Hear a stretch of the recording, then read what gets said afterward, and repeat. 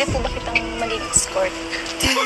Jomar, gulat na gulat sa sinabi ni Carla at bakit grabe ang kilig niya. So bago natin pagpatuloy natin pag-support today's video, kung bago ka pa lang sa aking channel, please subscribe po, like, and pakit na rin po natin guys ang notification bell upang ma-update po tayo tuwing ako pinag-upload patungkol sa Team Kalingap.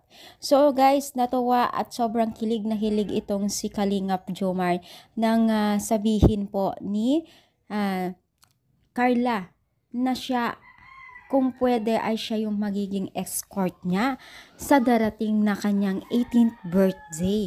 Sobrang kilig at ang daming kinilig sa kanila, lalong-lalo na po dito sa mga K-boys na ito na ang kukulit.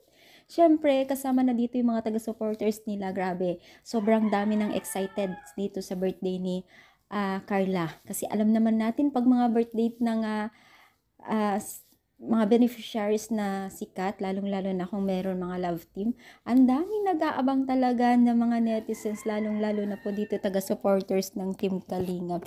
Kaya syempre isa na tayo doon na talagang excited po sa nalalapit na birthday po ni Carla. So ano nga ba ang magiging gown ni Carla?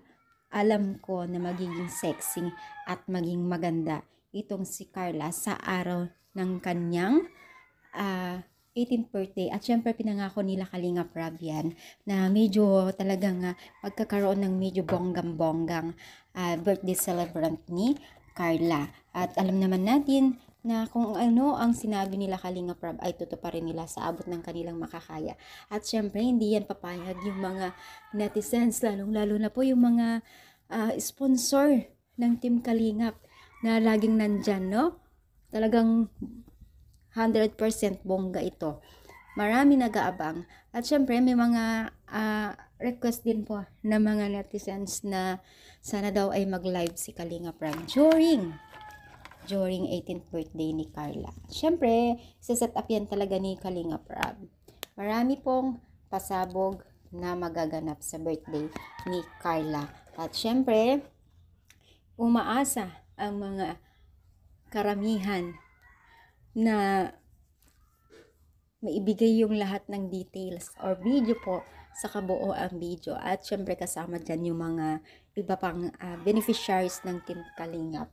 Lalong-lalo na kay, halimbawa, kila Dara, no?